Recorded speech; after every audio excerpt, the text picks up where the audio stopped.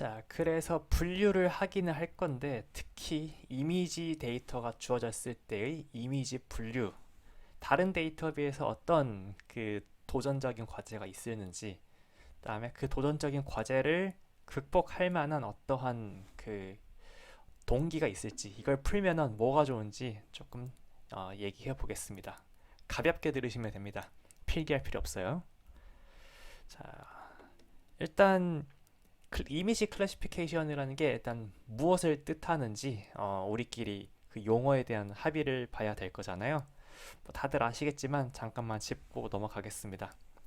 일단 인풋으로 이미지가 들어왔을 때 우리가 원하는 거는 이, 이 이미지 자체가 우리는 고양이라는 것을 알죠.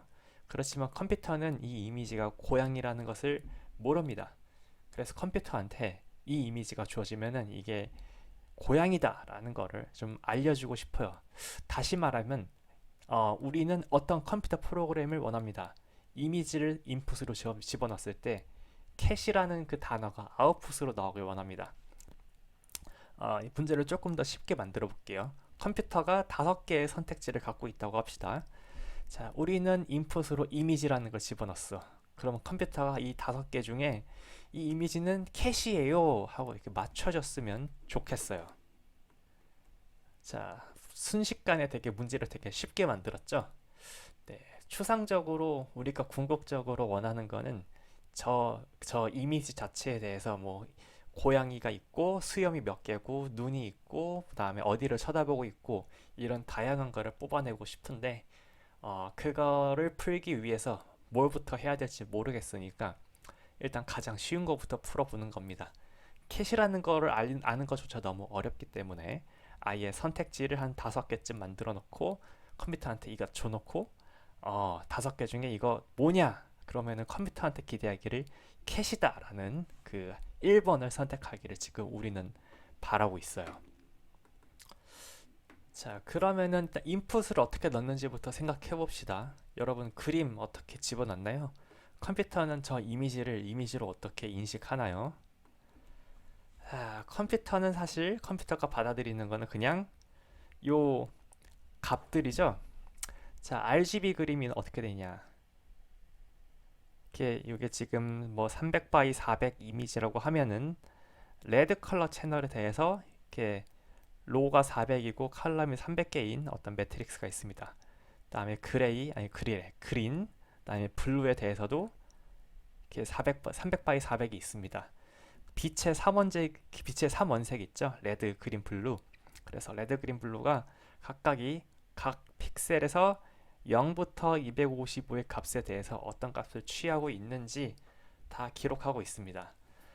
여러분들이 뭐 만약에 포토샵 같은 걸 해보셨거나 커스텀하게 뭔가 색깔을 하나 만들어 보고 싶으셨다면은 뭐 이런 고민을 해보셨으리라 생각합니다. 여기는 800 곱하기 600이라고 예제를 들어놨군요. 자, 그래서 다시 만약에 이미지의 가로가 800이고 이미지의 세로가 600이라고 하면은 RGB까지 해가지고 3, 그래서 800 곱하기 600 곱하기 3의 그 셀 개수가 있고 그 셀마다 0에서 255 사이에 숫자가 하나 채워져 있을 겁니다.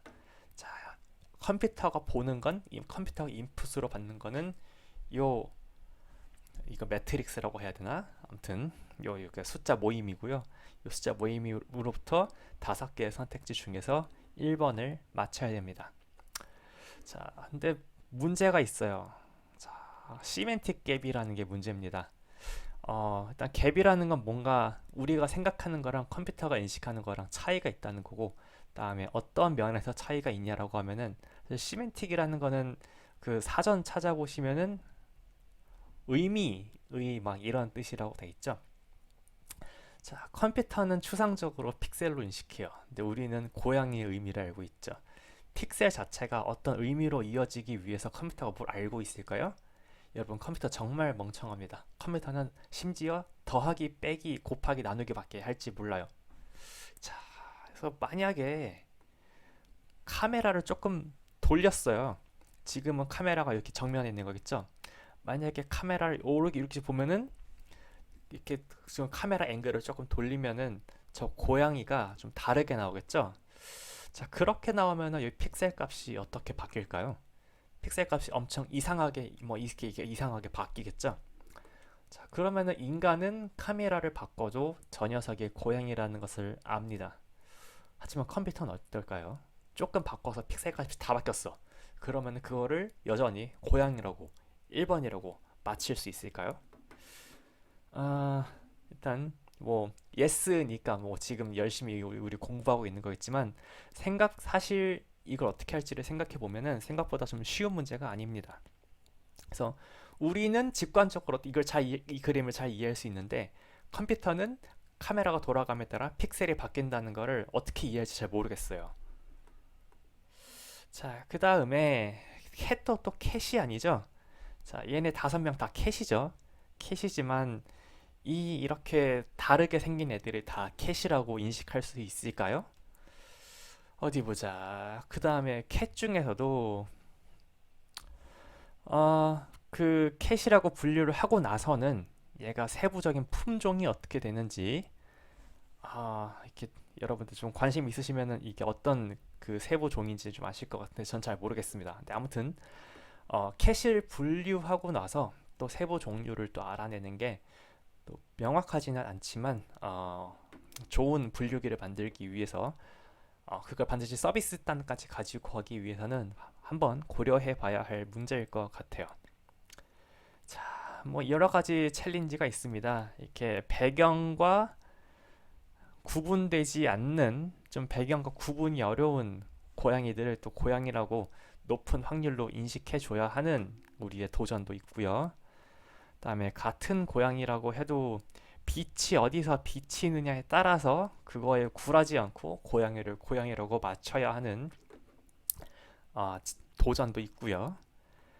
자, 그다음에 고양이가 아이고 또 고양이가 자기 얼굴만 보여주는 게 아니죠. 막 이렇게 뒤집히기도 하고 서 있기도 하고 앉아 있기도 합니다.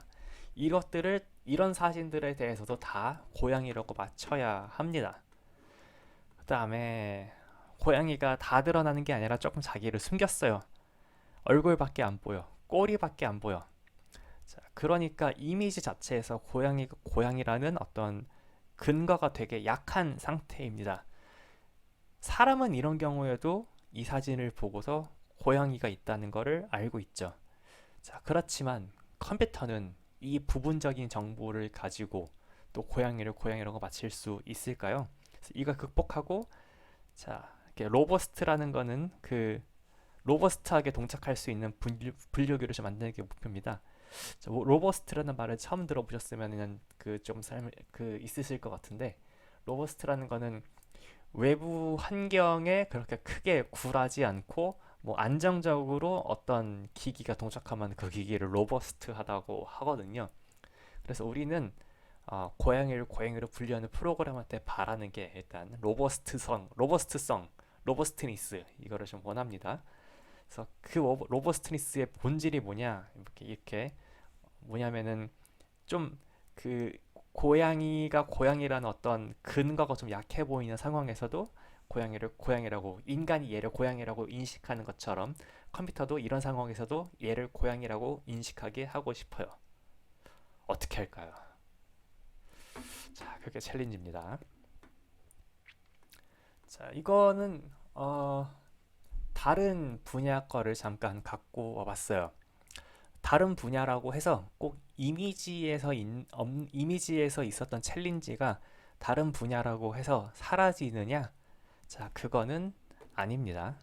예를 들어서 이번에는 자연어 처리에서 자연어를 어떤 벡터 숫자로 나타내서 컴퓨터한테 넣게 하는데 그게 또 어떤 의미적인 갭을 만들어낸다는 거를 그래서 이게 또 도전적인 점이라는 거를 얘기하기 위해서 예제를 갖고 와봤습니다.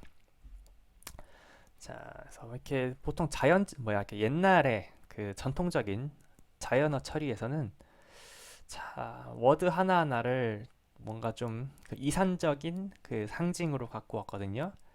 자, 그래서 뭐 이렇게 우리가 여러 개의 그 단어를 갖고 있다고 하면은 이것을 자, 원핫 코딩 이렇게 벡터에서 딱 하나만 1이라고 해서 원핫 코딩이라고 하거든요. 이런 식으로 코딩을 합니다. 예를 들어서 내가 지금은 하나, 둘, 셋, 넷, 이게 한 3개쯤 될 텐데, 나의 사전에 13개의 단어밖에 없다고 치고, 그다음에 그 13개의 단어 사전에 호텔, 컨퍼런스, 모텔 이렇게 3개의 단어가 이 13개 이렇게 들어가 있다고 합시다. 자, 그러면 각각의 단어를 그 컴퓨터한테 알아듣게 하는 방법이 뭐가 있냐면요. 자, 모텔이라는 거는 하나, 둘, 셋, 그러니까 끝에서 5번째에다가 1을 넣어줌으로써 이게 모텔이라는 단어를 나타내도록 합니다. 그다음에 호텔이라는 단어에는 앞에서 8번째에다가 1을 넣어준 요 벡터를 대응시킵니다. 잠깐만, 하나, 둘, 셋, 얘가 13이랑 15죠? 오케이. 그래서 내가 만약에 나의 사전에 단어가 많다면은 내가 뭐 한 50만 개의 단어 정도를 알고 있다고 하면은 길이 50만짜리 벡터에다가 각각의 단어에만 각각의 단어가 들어오면 그 단어에만 1을 주는 이런 벡터들을 좀 상상을 할 수가 있어요. 자, 그럼 예를 들어서 자, 시애틀 모텔, 그다음에 시애틀 호텔 이걸 어떻게 쓰냐? 그래서 내가 만약에 시애틀 모텔을 검색했을 때 우리는 알죠. 모텔이랑 호텔이랑 좀 연관 검색어라는 것을. 그래서 그 시애틀 모텔에 대해서 연관 검색어를 바로 시애틀 호텔이 뜨도록 하고 싶어요. 자, 그렇지만 이거를 숫자로 봤을 때는 어떻죠? 그냥 모텔이랑 호텔은 그냥 추상적으로 서로 수직인 벡터일 뿐이잖아요. 자, 그래서 만약에 컨퍼런스가 뭐 1,0,0,0,0이었다면은 뭐 컨퍼런스나 모텔의 거리나 그다음에 모텔과 호텔과의 거리나 뭐 그렇게 크게 다르지 않습니다. 자, 그러니까 어떠한 더 이상의 가정이 없는 상황이라면 내가 모텔을 검색했다? 라면은 요 코딩 기준으로는 이 원화 코딩 기준으로는 모텔의 연관 검색어로 컨퍼런스가 뜨는 거나 모텔의 연관 검색어로 호텔이 뜨는 거나 전혀 뭐 둘이 이렇게 뭐 얘랑 가까운 거나 얘랑 가까운 거나 뭐 그렇게 크게 안 달라요. 자, 그래서 요런 뭐 어떤 얘기를 하고 싶었냐? 분명 그 자연어 처리를 하려면은 요 단어를 어떻게든 벡터로 넣어줘야 되는데 그렇다고 이 원핫 방식으로 벡터로 코딩하는 거는 이 특정 유사한 단어들 사이의 유사성을 코딩하고 있지 않아요. 자, 그래서 우리 수업에서는 잘 다루지 않겠지만 이 의미론적으로 좀 비슷하다고 생각되는 단어들을 이 벡터 스페이스 상에서 좀 가까운 가까운 벡터가 진짜로 그 유클리드 거리가 가까운 벡터가 되도록 좀 만들어주는 방법론들이 많이 나왔습니다. 자, 일단 기본적으로 그게 나오기 전까지는 이런 챌린지가 있었다. 이런 걸 좀 얘기하고 싶었습니다. 자, 다음에 넘어갈게요. 자, 아무튼 이런 여러 가지 도메인별로 그 도메인의 그 뭐 이미지건 텍스트건 그 도메인 데이터는 그 도메인 데이터만의 어떤 어려운 점이 있고요. 그렇다고 해도 이 어려운 점들을 잘 풀고 나면은 여러 가지로 쓸데있는 점들이 많습니다. 자, 일단 여러분들이 이미 사실 지금 여기에 있는 이 예제가 아니고서도 이미지 분류 자체가 상업적인 가치가 상당히 크다는 거는 잘 알고 계시리라 생각합니다. 자, 그 다음에 이미지에서 어떤 정보를 뽑아내고 나면 그 정보를 뽑아내는 그 이미지가 이 뭐 고양이 이미지다 아니면 뭐 이렇게 고래 이미지다 이런 분류기를 만들고 나서는 그거 자체를 이용해서 다른 작업에 뭐라 그러냐 그 다른 작업을 잘 수행하게 해주는 블락의 역할을 할 수도 있습니다. 자, 그래서 만약에 내가 이 그림에서 낙타 아니면 사람 뭐 이거를 어사인하는 어떤 함수를 만드는 게 아니라 이런 걸 만든다고 해봐요. 내가 이런 프로그램을 만들고 싶어. 이 사진 자체가 주어졌을 때 네모 박스 2개를 주고서 이 네모 박스 2개를 아웃풋으로 주고 이 네모 박스에는 말이 있고 이 네모 박스에는 사람이 있다. 이런 아웃풋을 주는 프로그램을 만들고 싶다.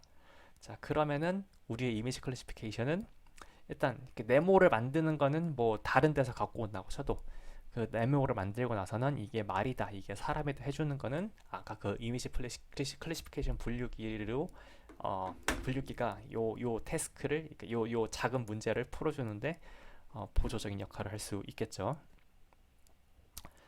자, 그래서 그런 얘기를 뭐 이렇게 계속했습니다.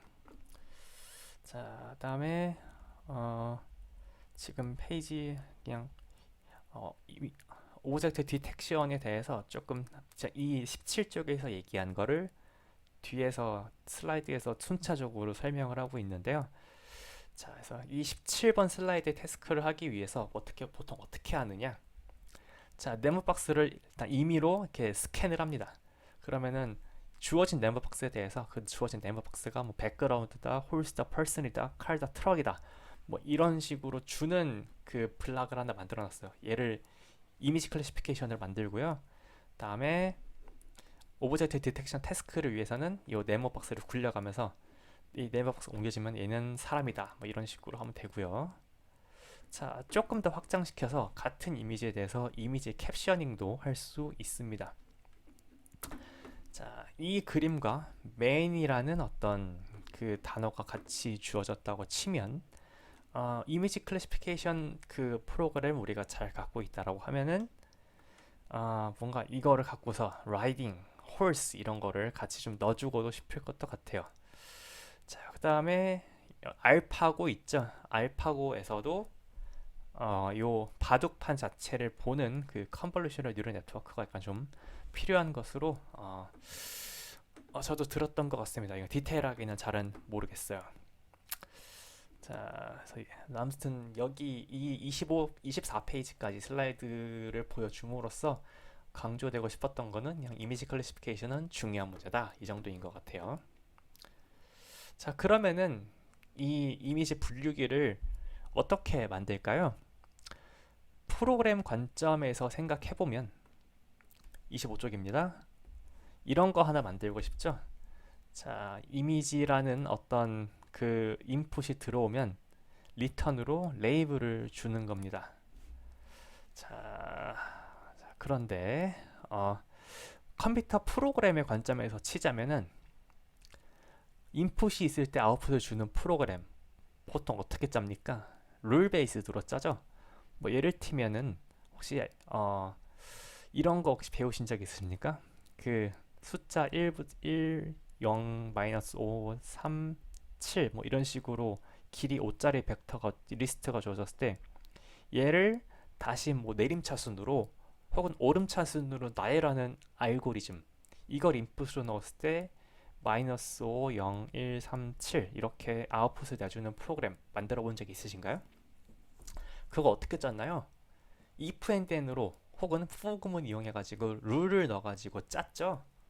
그래서 그 하드코드 알고리즘 뭐 한번 배우신 적은 없었더라도 그냥 대충 이렇게 룰을 만들어야겠구나 조금 고민을 하시면 금방 만들 수 있어요. 근데 지금은 어떻습니까? 어비어스는 웨이가 없습니다. 이걸 어떻게 룰로 만들지, 그 고양이 이미지가 주어졌을 때 그 시멘틱 갭과 여러 가지 챌린지를 극복하고 그 캣을 캣이라고 혹은 다른 클래스에 있는 그림을 그 다른 클래스로 이렇게 이어주는 여기 룰을 어떻게 넣을지 지금 매우 고민입니다. 자, 같은 얘기를 다시 다른 방식으로 할게요. 지금 이미지 x가 지금 800 곱하기 600 곱하기 3 디멘전 그 벡터라고 치죠. 자, 그러면은 우리가 지금 원하는 건 지금 y는 뭐 이렇게 0, 1, 2, 3, 4 그냥 5개의 클래스를 0, 1, 2, 3, 4 그 정수로 대충 대응을 시켰어요. 우리가 지금 하고 싶은 건 이거죠.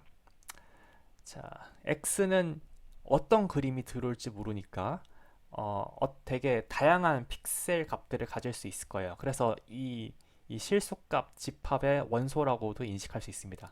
물론 정확하게 얘기하자면 여기는 리얼이 아니고 0에서 255까지의 정수겠지만요. 아무튼 지금 내가 알고 싶은 거는 x가 들어왔을 때 y를 내뱉어주는 이 f를 지금 어떻게 만드느냐죠? 이 sum magic here이 f가 되겠습니다. 자, 어떻게 룰로 만들까? 넌 트리비얼해요. 자, 그래서 하나 생각해 본 게 혹시 지난 시간 기억하십니까? 자, 이미지 인식하기 위해서 사람들이 많은 연구들을 했었고 그 중에 하나 조금 사람들이 많이 취했던 접근법 중 하나가 이 그림에서 엣지 꺼내가지고 뭐 엣지에서 뭐 이렇게 이런 특성 뭐 이렇게 뭐 귀가 뾰족하다든가 이렇게 동그라미가 있다든가 이런 거 꺼내가지고 요 엣지가 몇 개 있느냐 이런 거 갖고 와가지고 이거 몇 개 있는지 세 가지고 캣으로 분류한다 이런 알고리즘 만들어 볼 수 있을까요? 자, 물론 이게 좋은 접근법일지는 잘 모르겠습니다. 고양이가 귀가 항상 뾰족한지는 모르겠네요. 그다음에 고양이 사진에 꼭 귀가 있으리란 법도 없고요. 자, 그래서 조금 우리는 조금 더 로버스트하고 그러니까 사진의 모양에 상관없이 여러 이미지 안에 여러 가지 챌린지를 극복하는 로버스트한 분류기를 좀 얻고 싶고 다양한 고양이 종의 일반화 가능한 분류를 얻고 싶습니다. 자, 그 다음에 사람의 지식이 좀 덜 필요했으면 좋겠어요. 지금 우리는 뭐 이렇게 고양이의 특징을 대해서 추출해가지고 이거를 가지고 뭐 이렇게 룰을 만들려고 하는데 이런 접근법이면은 힘들 것 같아요. 음. 그래서 사람들이 점점 고려하기 시작한 게 데이터 드리븐 어프로치입니다. 자, 아이고 미안. 아까는 y는 fx. 자, 지금 x는 자 800 곱하기 600 곱하기 자 판서가 약간 더러운 거 죄송합니다. 제가 지금 이렇게 아이패드 환경이 아니라 지금 이렇게 화면이 약간 조금 서 있거든요. 그래서 지금 안정적으로 쓸 수 있는 환경이 아니라서 0, 1, 2, 3, 4 네, 이거의 기술적인 대안을 계속 고민을 하고 있는 중입니다. 자, 아무튼 이 F를 만들기 위해서 지금까지 얘기했던 거는 룰 베이스드 어프로치고요. 룰 기반의 어프로치고요. 대신 룰 베이스드 어프로치가 뭐 로버스트 할 것 같지도 않고 그다음에 충분히 여러 가지 상황에 일반적으로 적용 가능할 것 같지도 않아서 대안적으로 점점 고민을 해보고 싶은 게 데이터 드리븐 어프로치입니다. 자, y는 fx라는 게 주어지면은 우리는 항상 이 f를 어떤 식으로 상상합니까? x의 영역과 그다음에 y의 영역 뭐 이런 식으로 이렇게 그 2디멘셔널 유클리디안 2디멘셔널한 이렇게 x축가 있으려고 생각하잖아요. 아까의 어프로치라면은 만약에 x가 뭐보다 작으면은 y는 몇으로 이렇게 보내라 뭐 이런 식으로 이렇게 함수를 만드는 거라고 할 수 있죠. 자, 하지만 머신러닝 어프로치는 지금 이 수업에서 취할 어프로치는 데이터 드리븐 어프로치입니다. 일단 이미지와 레이블에 다양한 데이터셋을 모읍니다. 자, 그래서 x와 y의 다양한 예제들을 모읍니다. 어떻게요? 자, 어디서 많이 봤죠? 자, 이렇게 뭐 만장을 모은다고 하면은 n은 만장이라고 치고 자, 여기가 800 곱하기 600 곱하기 3 다음 얘는 0부터 중에 하나 0, 1, 2, 3, 4 중에 하나 이런 이 순서쌍을 한 10,000개 정도 모읍니다. 자, 이거를 거칠게 요 XY 플레인 상에 나타내면 뭐 이런 식으로 그려지겠죠. 점 하나하나가 XI, YI라고 생각해 주시면 감사하겠습니다. 자, 그 다음에 머신러닝을 이용해서 지금 뭐 할 거냐? 이 곡선을 가장 잘 설명하는 뭐 이런 거를 찾을 겁니다. 자, 그 다음에 물론 지금 y는 0, 1, 2, 3, 4니까 뭐 이렇게 0, 1, 2, 3, 4에만 찍히긴 해야 되지만 조금 여러분들의 그 실력을 믿고 컨티뉴어스는 y로 바꿔봤어요. 자, 그 다음에 이제 지금에서 룰을 만드는 게 지금 이게 지금 그 f고요. 우리가 지금 적합한 f고요. 이거를 이용해 가지고 새로운 x가 들어왔을 때, 자, 새로운 x가 들어왔을 때 요 오렌지색 선에 의해서 적합한 y는 뭐다 이런 식으로 지금 주고 싶습니다. 자, 룰 베이스드 어프로치랑은 다르죠. 자, 룰 베이스드 어프로치는 우리의 선험적인 지식에 의해서 이 F를 건설했는데, 머신러닝 데이터 드리븐 어프로치는 어떻게 한다는 거예요? 일단 데이터부터 많이 모으고 이 XY 페어를 가장 잘 설명하는 어떤 이 규칙을, 이 곡선을 만들어냅니다. 자, 그러면은 이 작업을 하려면 뭐부터 있어야겠어요? 뭐 이런 생각을 한 사람은 많죠. 역시나 역사가 기억하는 사람은 진짜로 이거를 실행한 사람이죠. 자, 이거를 한다고 할 때 가장 필요한 거는 1번 데이터 수집이겠습니다. 그쵸? 누가 먼저 그렇게 용감히 데이터를 수집할 생각을 했을까요? 자, 그 데이터를 수집한 사람들, 지금 이름은 잘 남지 않지만 그 초기에 요런 머신러닝 어프로치를 추구하기 위해서 쌓아진 데이터 몇 개 한번 살펴보겠습니다. 살펴보기 전에, 자, 지금 1번을 먼저 살펴보려는 건 어차피 2번, 3번은 이제 이 수업 동안 주구장창 할 거거든요. 그래서 이번 수업에서는 좀 가볍게 일단 1번부터 얘기를 하겠습니다.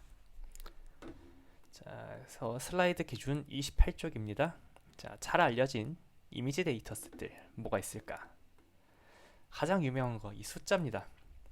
자, 지금 이거는 여러 개의 숫자들을 한 번에 모은 거고요. 일단 이거 하나가 이 x1입니다. 그 다음에 이거 하나가 뭐 x2고 이렇게 되겠죠. 자, 다음에 얘는 RGB가 없고 흑백입니다. 다음에 클래스는 10개예요. 그래서 0부터 9까지입니다. 그래서 얘 같은 경우에는, 자, 이렇게 쓸 수 있겠어요. 데이터셋은 xi, yi가 있고 i는 1부터, 자, n은 지금 50K예요.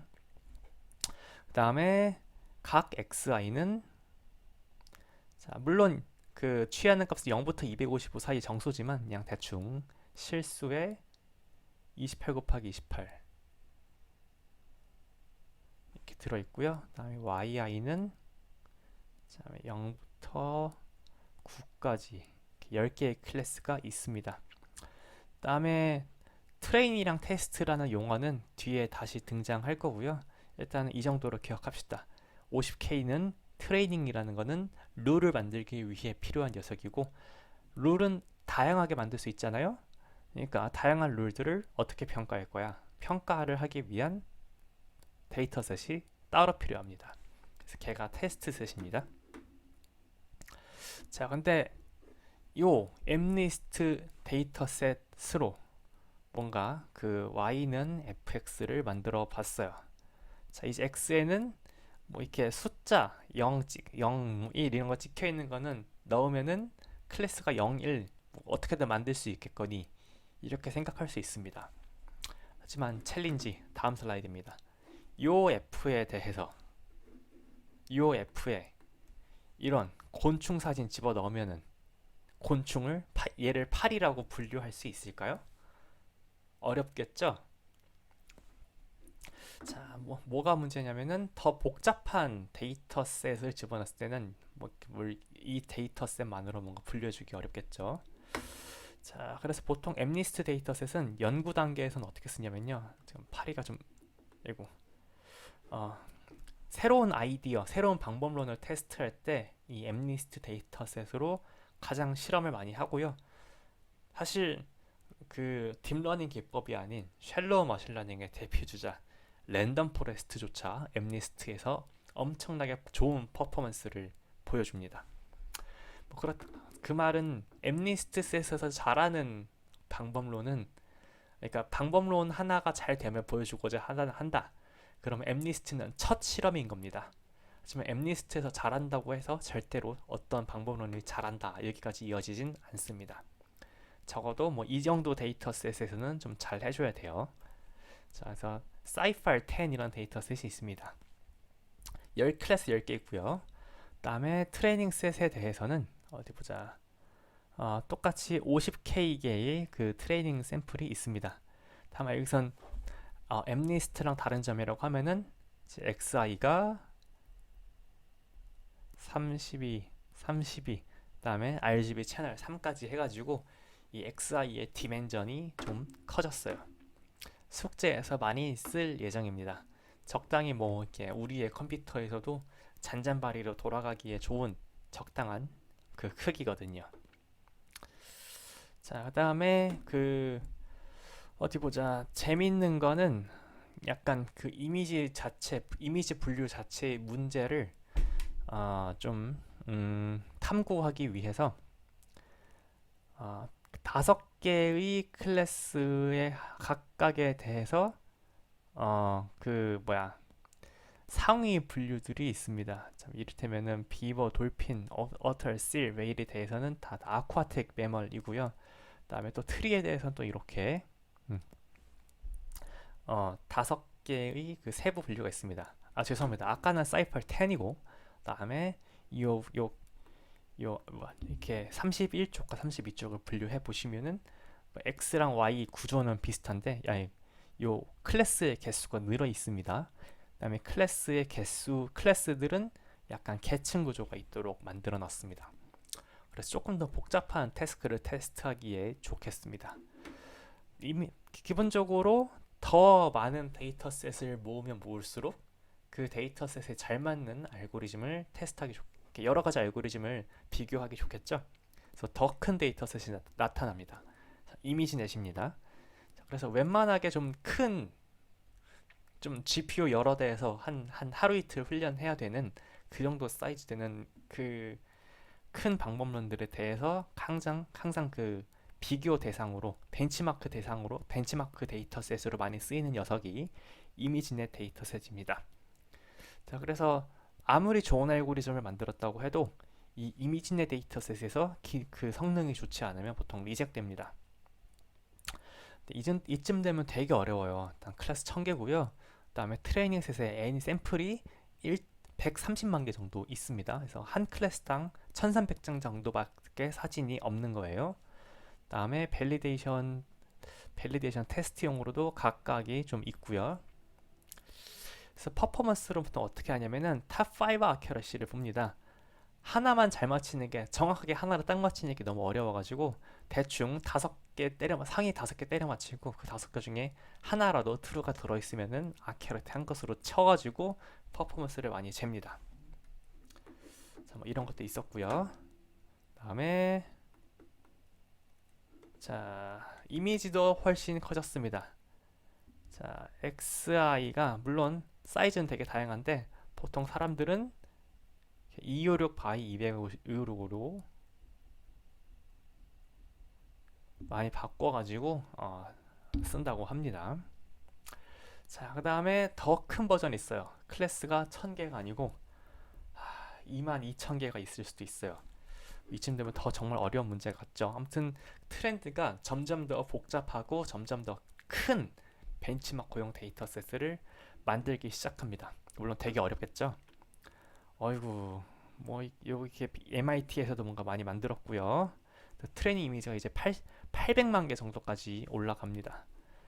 자, 그래서 그 어떤 그 룰을 만드는 트레이닝 셋의 샘플 사이즈만 보면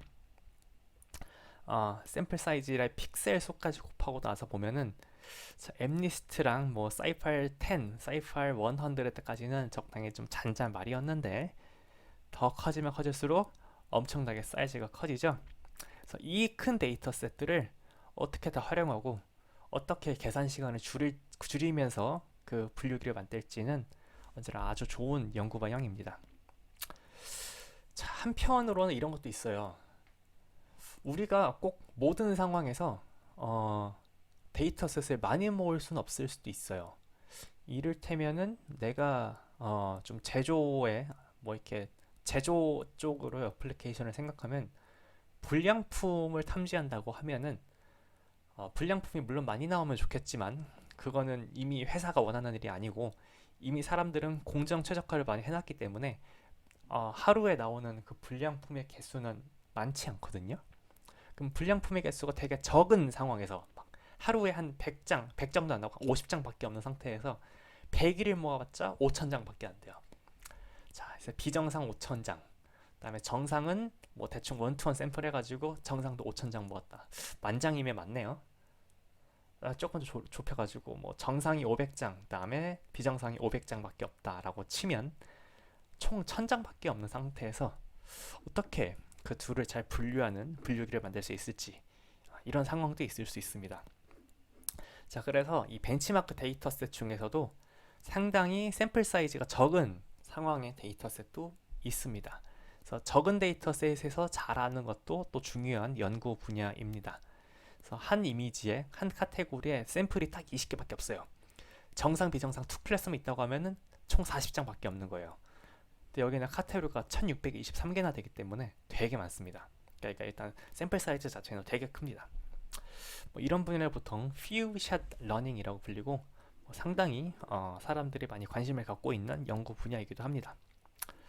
자, 여기까지 해서 우리의 그 뭐시기야 이미지 클래시피케이션 자체가 얼마나 어려운 문제인지, 그다음에 이미지 클래시피케이션을 룰 베이스드로 푼다고 하는 건 좀 힘드니까 데이터셋을 모은 다음에 머신러닝 기반으로 그 데이터를 잘 설명하는 어떤 그 트렌드를 우리가 피팅할 거다.